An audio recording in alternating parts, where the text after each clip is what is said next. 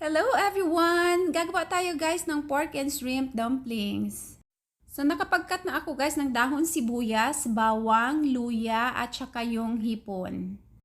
At sa isang bowl, pagsamasamahin lang yan natin lahat guys. Yang giniling at lahat ng mga hiniwa nating sangkap. Lagyan natin ng soy sauce, 2 kutsara, asin, kaunti lang, at saka paminta, kaunti lang din. Damihan nyo, 2 kutsarang oyster sauce.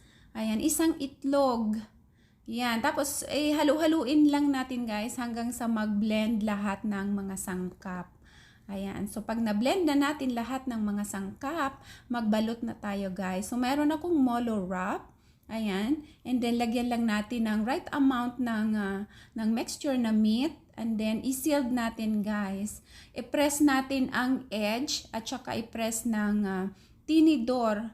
Yan, para ma-sealed siya at hindi umawas yung meat sa loob.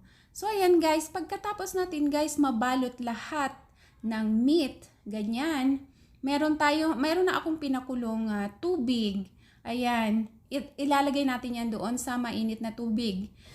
Pero pwede nyo rin siya guys steam. So dahil nagmamadali ako, gusto ko ganyan na lang. So pag lumutang na yan guys, ibig sabihin luto na yan. So i-set aside na natin.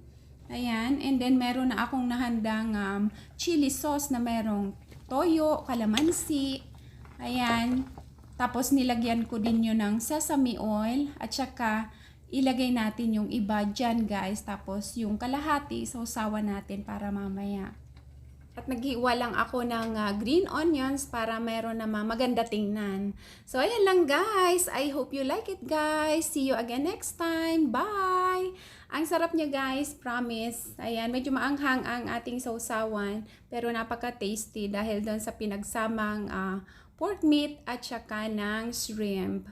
So, ayun lang guys. Enjoy! Happy eating! Bye!